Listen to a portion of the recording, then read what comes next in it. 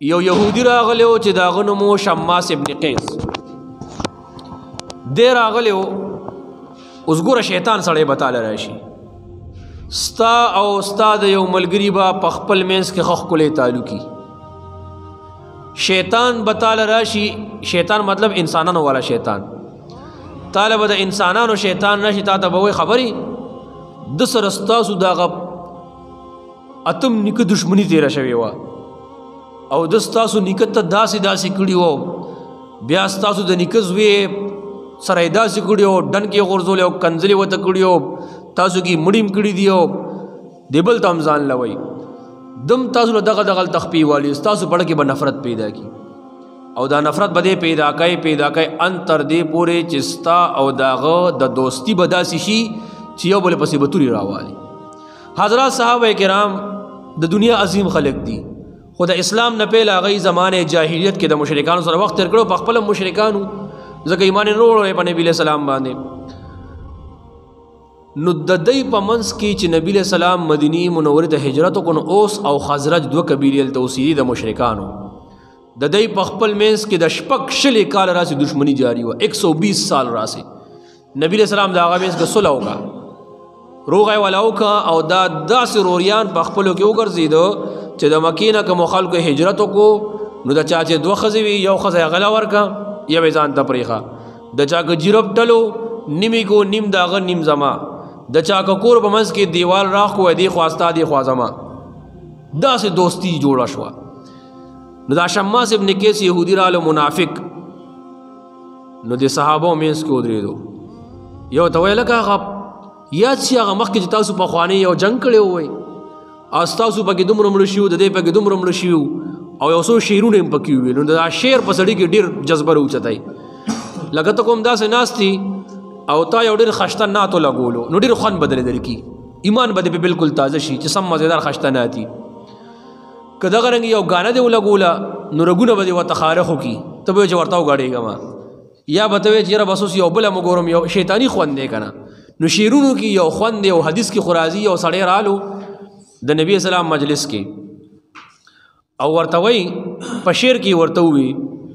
چې یو ماشوم داسې دی چې نی خوراک کړی دی نی سکاک کړی دی او د هغه نه هم اوس تاسو دیه تلی، دا خو عجیبه غوندې خبره دی په شعرونو کې ویلي او داسې عجیبه الفاظ یې ووي چې نبي اسلام ان من البیان لسحرا، حضور پاک وایي بای سړی چې خبرې هم کوي که نه دا خبرې سم جادو یې بس راګیر دي کې داسې په دې پاټله چې دا مداریان ناستي خپل سامان در باندې خرڅوي، خو هغه خبره داسې رانیولي چې ته به اوس روانېږم او نشه روانېدی، هغه خبره دومره خشته رانیولي دی کې جادو دی بالکل. نو دې شیطانت خبرو چې دې سره شیطان مددي نو دې کې جادو وي. د دې یو بل مثال، ډېر مثالونه مې دلته درکړي، یو بل هم در کومه. د دې یو بل مثال و چې د سهار د مونځ ټیم شي که نه نو دا شیطان نه چې د انسان پر سټ باندې کینی او داسې مزېداره چاپي ولې شروع کی او یو ګانه ورته وایي علیک لیل طویل فرقد،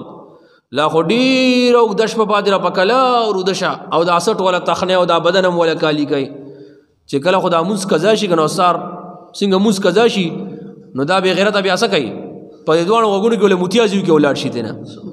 دا حدیث کې راځي ښه، خو دا موتیازي مونږ ته ښکاري نه. نو دا داسې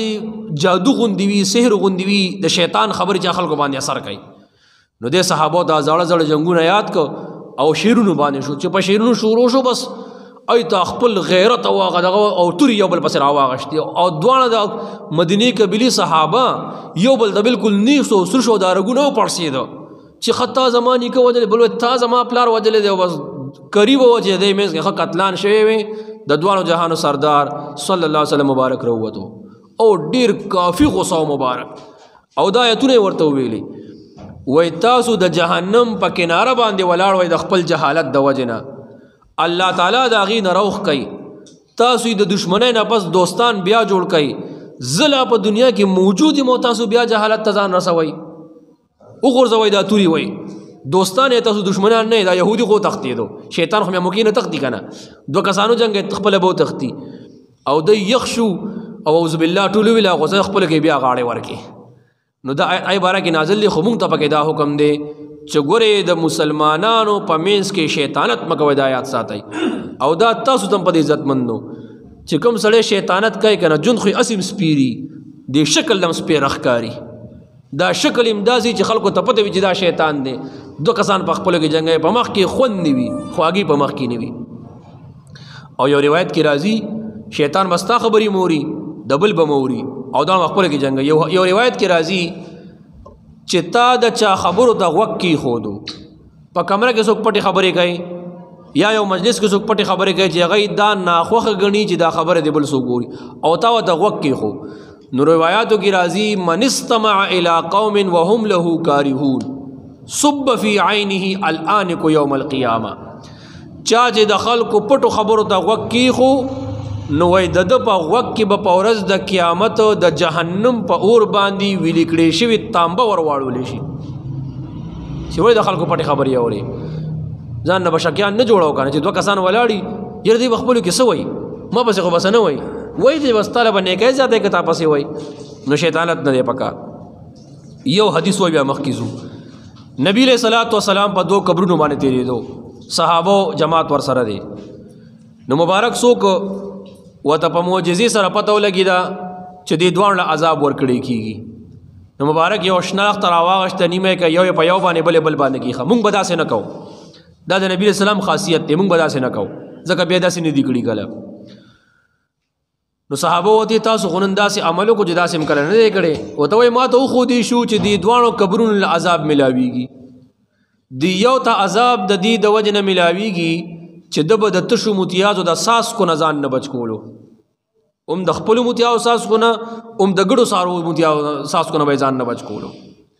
یو خو دا وي چې ته ګډي څاروي ساتي که نه او څښا کپړې دې چولي دي ورته او د هغې خیال ساتي مونځ دپاره لامبي او داسې چادامو کې ځان پاکې نورې کپړې واچې نو څه کفر نه دی خیر دی ښه خو چې ته ځان نه بچ کې خیرن خیچنې او همدغه کپړو کې بیا مونځ ته خو د متیازو ګندې څنګه مونځ له راځي نو بیا ناروا ده خو هسې هم د متیازو نه ځان بچ کول پکار دي او وای دا بل سړی چې عذاب وله ملاویږي فکان یمشي بالنمیمه ده به شیطانت کولو د خلکو نو دله په قبر کې عذاب ملاویږي د الله پیغمبر ته وښودلی شو نو شیطانت داسې سپیره مرض دی چې د آخرت سره سره په قبر کې دې سزا ملاویږي حالانکه په قبر کې د ډېرو لږو اعمالو سزا او جزا شته باقي تفسیري صاحب کتاب په آخرت کې دی دا به سبا شي صلی الله تعالی علی خیر خلق محمد وآله وأصحابه أجمعين اللهم إنك عفو تحب العفو فاعف عنا صلى الله تعالى عليه وسلم.